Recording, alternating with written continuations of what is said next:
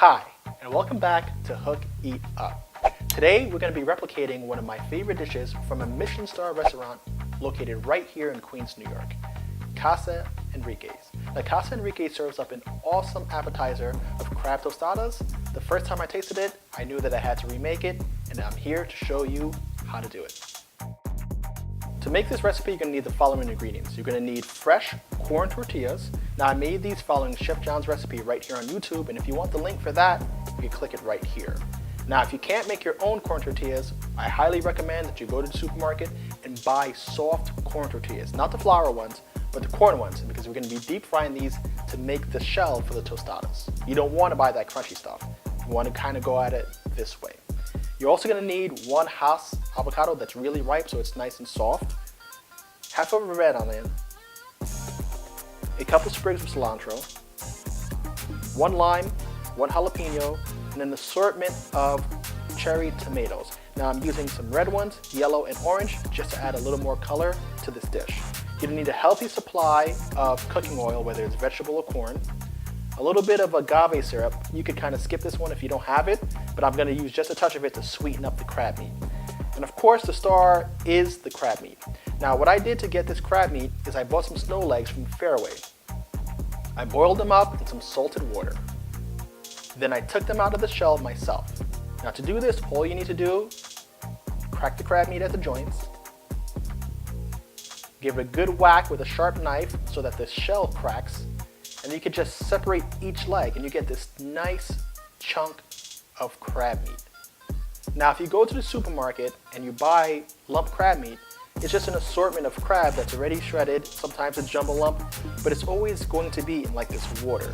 To stay away from that, you could use this method. Now, if you can't get your own crab legs, then you could go ahead and use that lump crab meat. But the cool thing about this is that it already has that nice crab coloring that you're only going to get from either king crab or snow crab. So if you want to add that color, go this way. So the first thing I'm going to get started on is actually flavoring the crab. Now, the crab meat is already cooked, but we're going to be adding the flavor profile that we want to this crab dish. So what I'm going to do is just grab my knife here, and I'm going to juice this lime. As I always say, whenever you're cooking or drinking, you want to use fresh lime juice or lemon juice if it calls for it. You don't want to use something that's already squeezed because the flavor really changes with time. The next thing I'm going to work on is actually chopping up my onions. So first I'm going to cut this into a quarter, and what we really want to achieve is really thin sliced onions, which we're going to further dice. So first I'm cutting these nice paper thin slices of the red onion. And once I have the paper thin slices, I'm just going to really mince this down.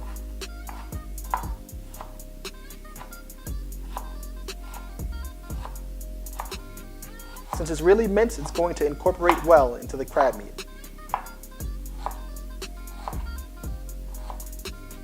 Just comb over it, make sure you have it nicely minced.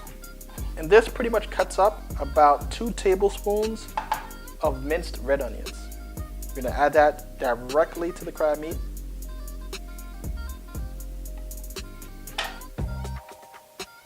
Next in is the jalapeno. So what we're going to do is we're going to shave off one side there. We're trying not to get the seeds in here because that's going to disrupt the presentation, and the seeds are going to be really too hot. So I'm working with about 1/3 of a jalapeno, and I'm cutting it into matchsticks and dicing it just like the onions. Now, you don't want to rub your eyes when you're doing this, so make sure you wash your hands thoroughly after you dice up these jalapenos. It could get ugly if you don't. So once again, just finely chopping these jalapenos. Once you have that nicely minced, right into the crab mix. I'm going to also finely dice just one of the small cherry tomatoes. Get the scrape the seeds out. And of course, to make your life easier, you want to make sure your knife is nice and sharp. Finely dice these tomatoes.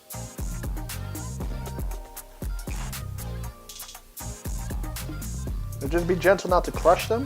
You just want them diced and whole.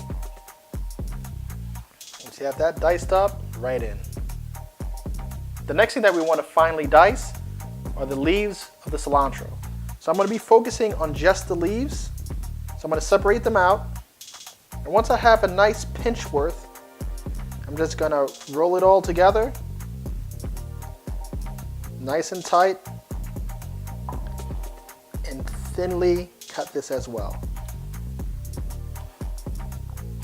We want some really thin ribbons.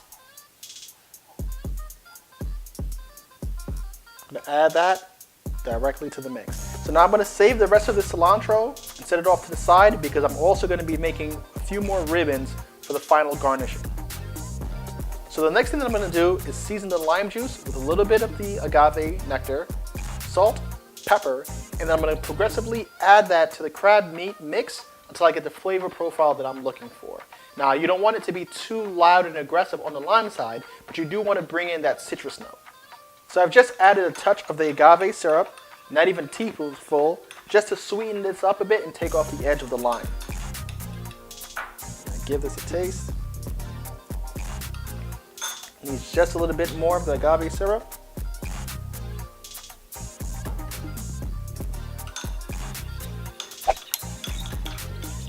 Give it a nice stir. Now I already have the crab meat salted because I did cook it in salt water. So I'm not going to add too much salt. I'll probably salt that right at the end. Just adding a little bit of pepper to the mix.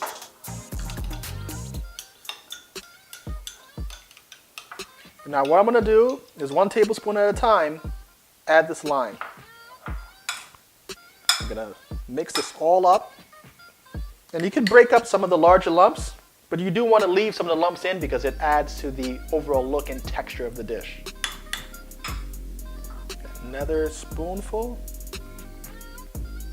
Just dribble that across the top. Once that I have half of the lime mix in, I'm going to start tasting and adding progressively until I get to the flavor that I want. First taste here.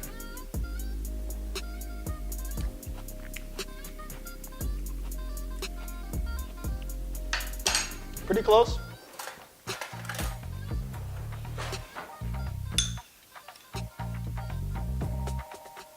Just adding a teaspoon more. Actually, I put 2 teaspoons in here.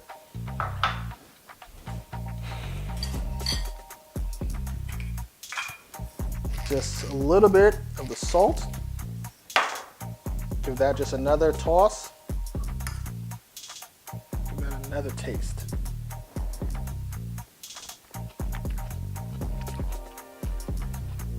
Right where we need to be.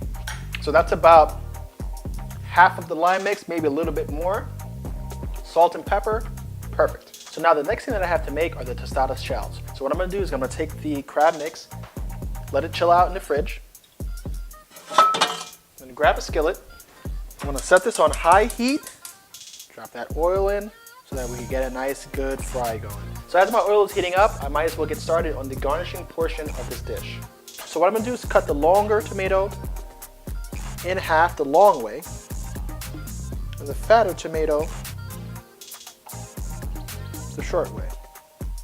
I'm going to cut this into disc. I'm going to do the same with all of the tomatoes. I'm going to cut one the long way,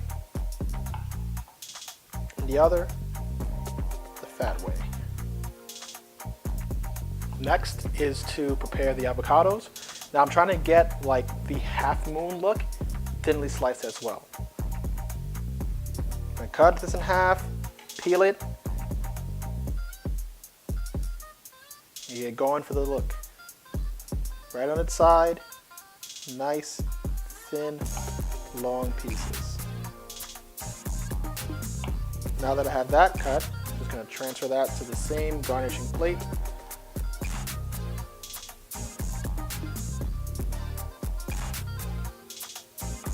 And the last garnish I'm going to prepare are the ribbons of cilantro leaves. So we're going to do the same exact thing that we did before. Just going to pluck off the leaves. Then we're going to roll it up nice and tight.